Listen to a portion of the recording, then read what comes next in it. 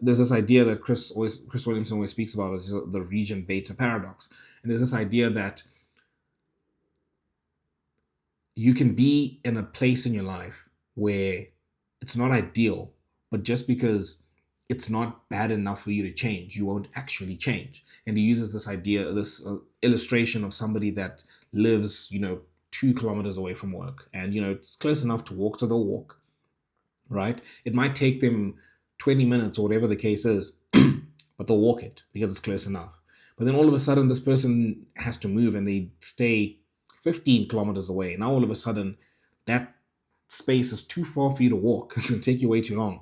So then they go and they get a car, and then they get to work in 5 minutes.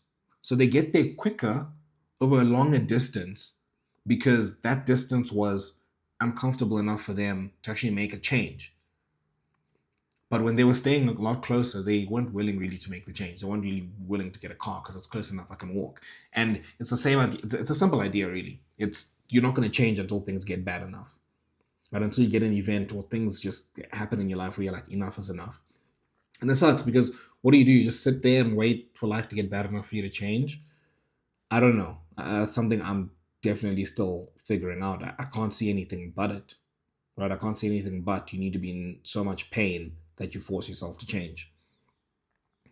But the light in all of this is that you know what you need to do. And just start with the basics. Start with the basics. If you get, I don't know, for me, I always chat with my friends. I'm like, I don't know how long, dude. Because being on self improvement, frick. I have my one friend now speaking with. I'm like, dude, how long have we been speaking about we need to get our sleep schedule correct? I'm like, dude, it's been like 5 years.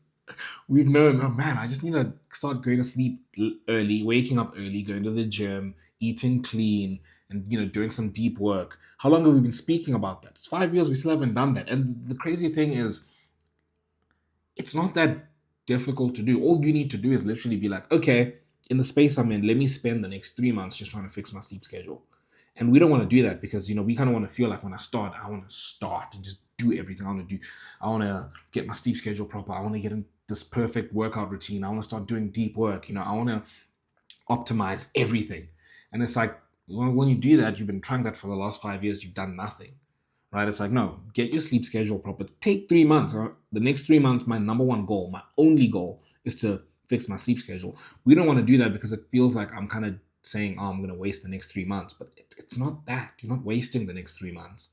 You're using them to build something that you're going to keep stacking on. Now imagine you do that. Imagine if you did that for the last 5 years. You spent 3 months. If you just took a 3 month period to say, I'm going to fix my sleep schedule. You took another 3 month period to say, cool, I'm going to start really getting into gym and keep building that habit. And you kept doing that. It's not a lot of time before you start doing everything you want to be doing, and you do it in a way that actually makes a change in your life. But the thing is, we feel like, oh man, I need to get everything done. Like next year, my life needs to have changed. And it's just not realistic, and it's killing us. I think that for me is something I realized.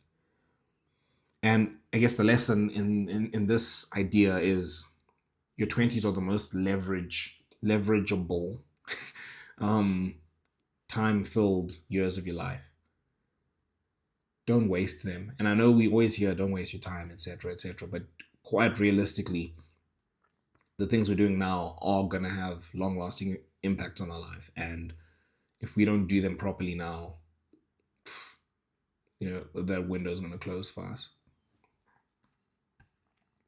I think eventually you realize that your 20s were never meant to feel completely stable. This is the first real season of your life where your choices begin accumulating in visible ways. Your habits become your lifestyle, your routines become your character, and the things you repeatedly do start shaping the person you become. Quietly at first, then permanently. And maybe that's why this decade feels psychologically heavy for so many people. Because somewhere beneath the surface, you understand that you cannot drift forever.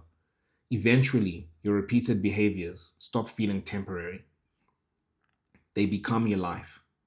But I also think there's something hopeful in that. Because if a person can slowly become disconnected through small, repeated decisions, they can also slowly rebuild themselves the same way.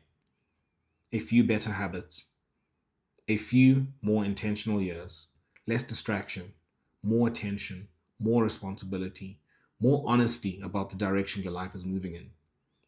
And then one day, almost without noticing, you realize you became somebody different. Not through one massive breakthrough moment, just through consistency, through alignment, through small decisions repeated long enough to matter. And maybe that's what your 20s are really for. Not having everything figured out, but learning slowly and sometimes painfully what kind of person you actually want to become. That's all I got for the video, guys. Yeah, make sure you guys subscribe if you found the video interesting.